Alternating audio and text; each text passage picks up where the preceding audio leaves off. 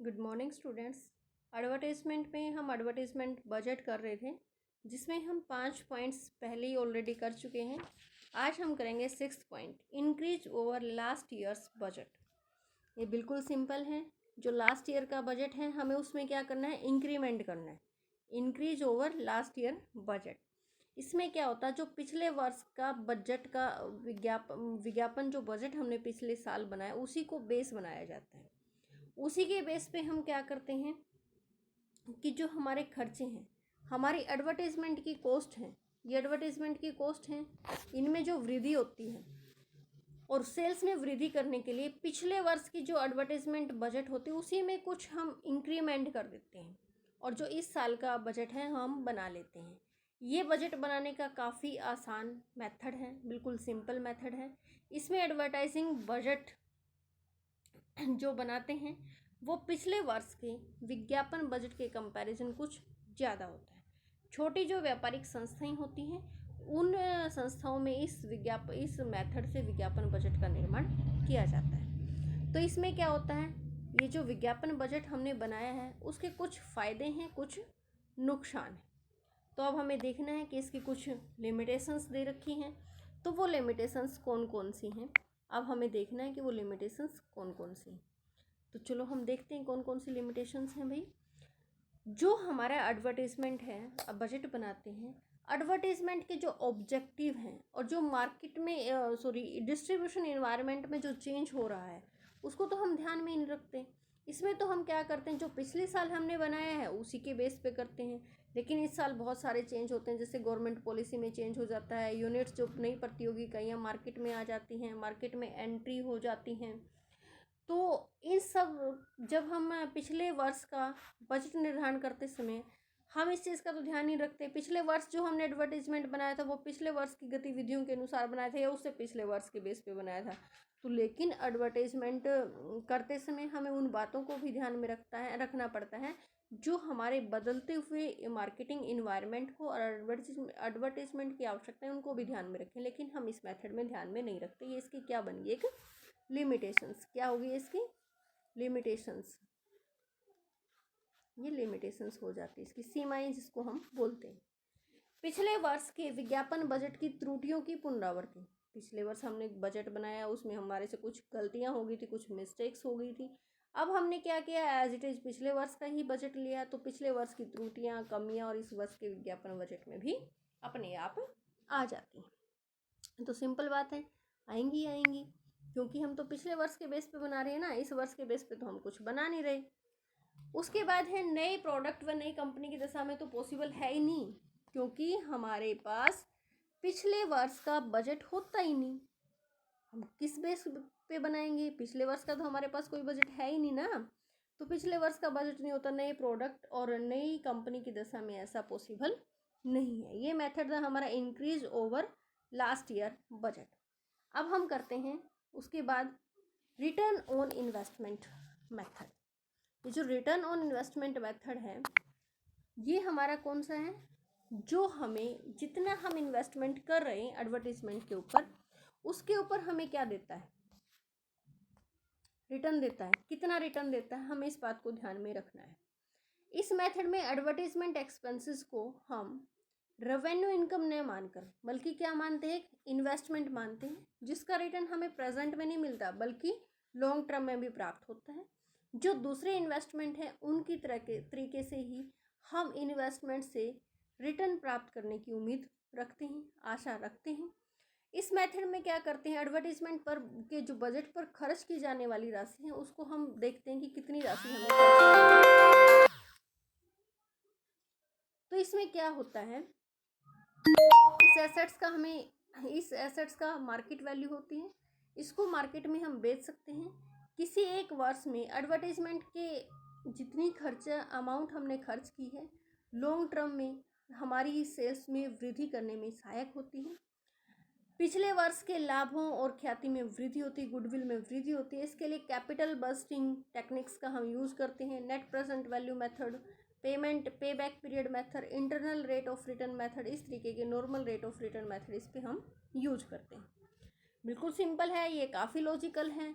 हम इसको एक रेवेन्यू इनकम न मानकर बल्कि एक इन्वेस्टमेंट मानते हैं, जिससे हमारी संस्था के लाभों में और सेल्स में वृद्धि होती है। लेकिन इस मेथड का हम यूज़ देखो, ये हमने IRR, नेट प्रेजेंट वैल्यू, ये काफ़ी स्टैटिस्टिकल मेथड हैं, तो काफ़ी कॉम्प्लेक्स होते हैं, सबके बस की बात नहीं होती इनका यूज़ करना, तो इसलिए इस मेथड का यूज़ कम किया जाता है। अब हम बात करते हैं नेक्स्ट मेथड। नेक्स्ट मेथड हमारा कौन सा है? जो हमारा सांख्यिकी मेथड है, क्वांटिटिव मेथड्स है, इसको हम स्टैटिस्टिकल मेथड भी बोलते हैं। तो क्वांटिटिव मेथड है स्टैटिस्टिकल, जिसकी हम क्वांटिटी का अनुमान लगा सकते हैं। इसमें regression, probability, simulation, programming technique, multiple regression, probability, इनका यूज किया जाता है। इसमें क्या होता है, जो एडवर्टाइजमेंट बजट के निर्धारण के लिए हम इसका यूज कर सकते हैं। मल्टीपल रिग्रेशन में बहुत सारे एलिमेंट्स के पड़ने वाले इकट्ठे प्रभाव को, कम्युलेटिव इफेक्ट को जांचा जाता है। इससे क्या होता है कि एडवर्टाइजमेंट के ऊपर कितना खर्चा किया जाएगा इसका हम पता लगाते हैं। जो सैमुएल्सन मेथड है, सैमुएल्सन मेथड में क्या होता है, जो हमारी एडवर्टाइजमेंट क्रियाओं के आपसी संबंध को और इसके विज्ञापन बजट पर पड़ने वाले इफेक्ट को हम माप सकते हैं। प्रोबेबिलिटी से हम इस बात का अनुमान लगा सकते हैं कि जो हमारे कस्टमर हैं वो एडवर्टाइजमेंट से प्रोडक्ट के बारे में उनको अवगत कराया जाए, तो उसके द्वारा प्रोडक्ट को खरीदने की कितनी पॉसिबिलिटी है, कितने वो प्रोडक्ट खरीद सकता है या हमारा प्रोडक्ट नहीं खरीद सकता। कंप्यूटर के विकास से जो एडवर्टाइजमेंट बजट के निर्धारण में जो स्टैटिस्टिकल मेथड है उनका काफ़ी यूज बढ़ रहा है। दूसरे मेथड्स के साथ भी हम उनका यूज़ कर सकते हैं। इस मेथड का यूज़ करना काफ़ी जटिल है, इसको केवल स्पेशलिस्ट द्वारा ही यूज किया जा सकता है। जो हमारे स्पेशलिस्ट होते हैं वही इनको यूज़ कर सकते हैं। ये मेथड बताओ क्लियर हो गया क्या? क्वांटिटिव मेथड या स्टैटिस्टिकल मेथड। इसके फिर कुछ गुण और दोष हैं, वो हमें देखने कि कौन कौन से गुण हैं। इसके गुण हैं भाई, ये क्या है, अनबाइस्ड, पक्षपात रहित है। ये मेथड है, न्यूमेरिकल मेथड है, इसलिए इसमें किसी तरीके की कोई बाइसनेस यूज नहीं हो सकती। ये सर्वमान्य है। एक जैसी परिस्थितियों में स्पेशलिस्ट द्वारा बजट निर्माण किया जाए तो चाहे कोई भी बजट निर्माण कर ले तो सभी के द्वारा एक जैसा आएगा। इसमें ये सब्जेक्टिव मेथड नहीं है। इसमें जो हमारा विभिन्न घटक होते हैं उनके आपसी संबंध और उनके बजट पर पड़ने वाले इफेक्ट को मापा जाता है। इसके कुछ दोष हैं, ये काफ़ी कॉम्प्लिकेटेड है, स्पेशलिस्ट द्वारा इसका यूज किया जा सकता, फ्लेक्सिबल नहीं है, ये काफ़ी एक्सपेंसिव है क्योंकि इसके लिए एक्सपर्ट की हमें ज़रूरत पड़ती है। क्लियर? ठीक है। उसके बाद हम करते हैं नेक्स्ट मेथड है, और इसका नेक्स्ट मेथड और लास्ट मेथड मार्जिनल रेवेन्यू। क्या है देखो भाई, marginal revenue incremental approach method. Marginal revenue incremental approach method. इस मेथड में एडवर्टाइजमेंट बजट का निर्धारण विज्ञापन की जो मार्जिनल कॉस्ट होती है और जो मार्जिनल रेवेन्यू होती है, हमने पढ़ा है इकोनॉमिक्स में, MC को भी पढ़ चुके हो आप और MR को भी पढ़ चुके हो। मार्जिनल रेवेन्यू एक यूनिट से हमें होने वाली रेवेन्यू, मार्जिनल कॉस्ट एक एक्स्ट्रा यूनिट बनाने से जो हमें कॉस्ट होती है वो क्या होती है, मार्जिनल कॉस्ट होती है। तो उनके बेस के आधार पर हम जो एडवर्टाइजमेंट एक्सपेंसेस है उसमें बढ़ोतरी करते हैं। अगर मान लो, इसको एक एग्जाम्पल के द्वारा इन्होंने समझा रखा कि कोई भी संस्था अगर 50,000 रुपये पहले खर्च करती थी और बाद में वो कितना खर्च करना चाहती है, 60,000 करना चाहिए, तो मार्जिनल कॉस्ट कितनी होगी? सिंपल है, 10,000 रुपये ज़्यादा खर्चा कर रही है।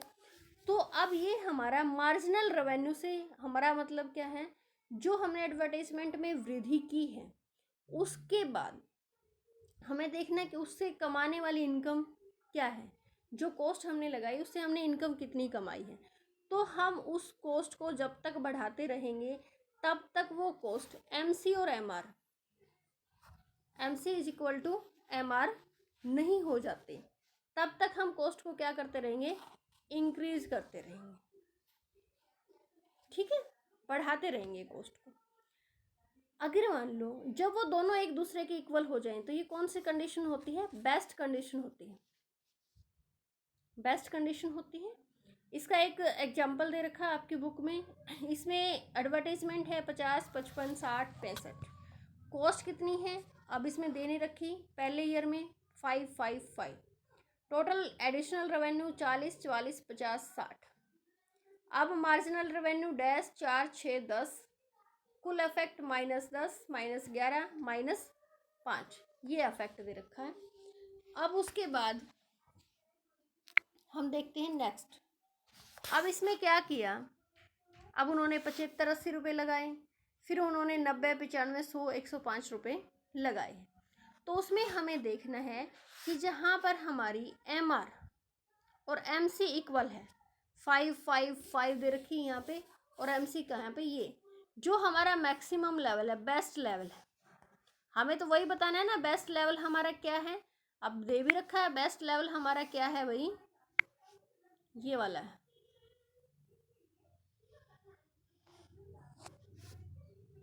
क्लियर हुआ ये पॉइंट। यहाँ पे हमारा MR भी 5 है और MC भी 5 है, ये हमारा बेस्ट लेवल है। उसके बाद इस मेथड के कुछ अपने फ़ायदे हैं, कुछ अपने नुकसान हैं। अब देखते हैं कि कौन कौन से इसके फ़ायदे हैं और कौन कौन से इसके नुकसान हैं। ये मेथड काफ़ी इजी है, समझने में बहुत आसान है, लॉजिकल है। इस मेथड द्वारा जो भी विज्ञापन बजट की अमाउंट होती है वो टॉप मैनेजमेंट द्वारा आसानी से एक्सेप्टेड कर ली जाती है, क्योंकि इसमें MR और MC का क्या किया जाता है, कंपैरिजन किया जाता है।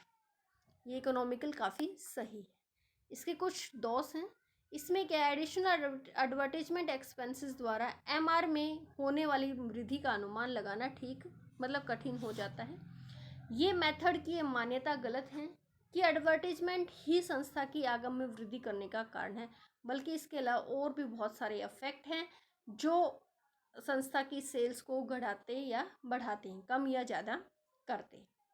तो ये हमारे मेथड थे, काफ़ी इम्पोर्टेंट थे। बहुत बार इसमें से क्वेश्चन आ जाता है कि methods of advertisement budget, advertisement budget क्या है, इसको बनाने के कौन से मेथड। अपने आप में बहुत ही बड़ा क्वेश्चन और बहुत ही अच्छा क्वेश्चन है, काफ़ी अगर अच्छा बनाया जाए तो स्कोरिंग क्वेश्चंस भी है। उसके बाद देखो नेक्स्ट हम बात करते हैं next factor affecting advertising budget. Advertising budget को कौन कौन से फैक्टर अफेक्ट करते हैं, मार्केट साइज, ये जो आप अभी तक पढ़ते आ रहे हो ना फैक्टर्स अफेक्टिंग, वही सारे पॉइंट्स इसमें आएंगे, टोटल वही पॉइंट्स इसमें आने हैं। एक बार मैं तुम्हें पॉइंट्स बता देती हूँ, अगर कोई भी किसी तरीके की कोई दिक्कत हो तो फिर आप मेरे को मैसेज डाल के पूछ सकते हो, मैं उसको एक्सप्लेन कर दूँगी।